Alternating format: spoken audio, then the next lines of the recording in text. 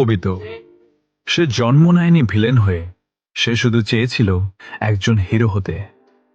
ছোটবেলায় সে হাসতো, দৌড়াতো, বন্ধুদের জন্য নিজের জীবনও দিতে পারত।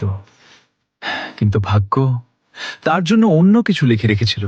একটা পাথর, একটা মুহূর্ত, আর সব কিছু বদলে গেল।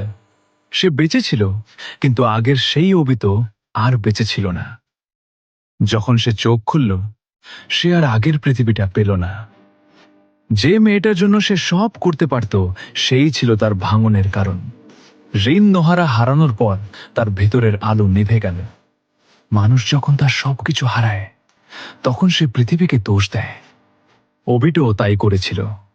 সে একটা নতুন দুনিয়া চেয়েছিল, যেখানে কষ্ট থাকবে না, যেখানে কেউ কাউকে হারাবে না।